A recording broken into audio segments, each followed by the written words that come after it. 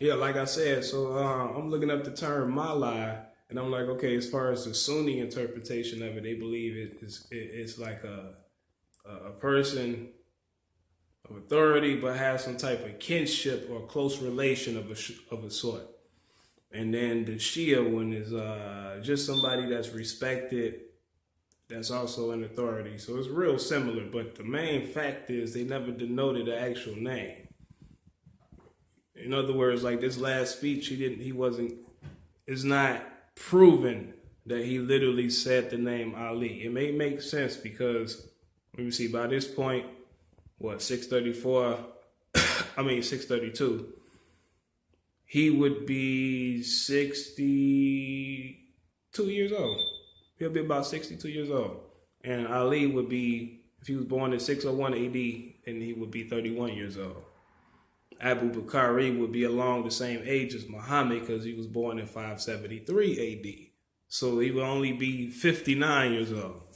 But, like I always said back then, and I'm not forgetting my main point, he got the education behind him and the experience and the knowledge and how in depth it was as far as these tribes, as far as what's purported about him based on what I read about him.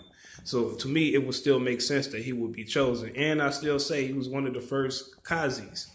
So he got the experience there, just like Umar with, I get to that in a second. Anyway, so, um,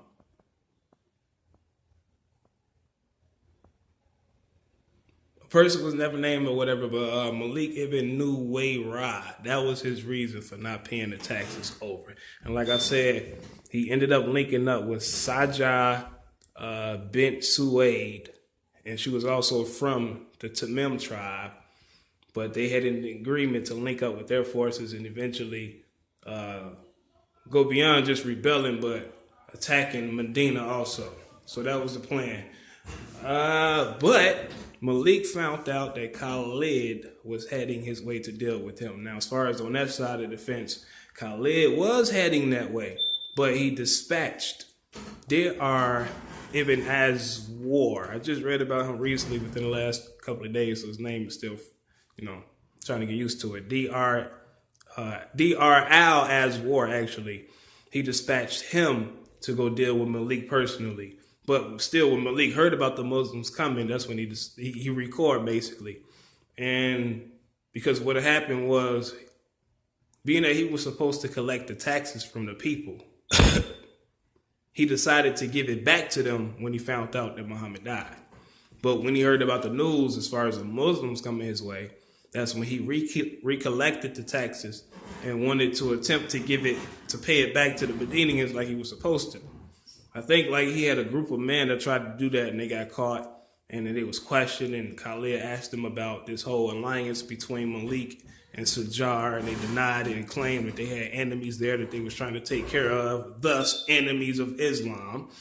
Khalid ibn al-Walid, when he finally made it to Najd, he found out that was not the case. So he had everybody come out. He called everybody in these villages to prayer. Supposedly Malik Ibn Nuwayra's family didn't come out and they got arrested. So that's what happened with him. But he got executed under the orders of Khalid, and Khalid married his wife. Now you got two interpretations of this part as well. This is all relevant. This is the reason I'm bringing it up. YouTube. So you got two interpretations of it. One is Shia, one is Sunni. One says that, which I think is a Sunni, or it could be Shia, but either way, one says that he ordered him killed and then he married his wife, which was in violation because when a woman becomes a widow, according to Islamic culture, she's supposed to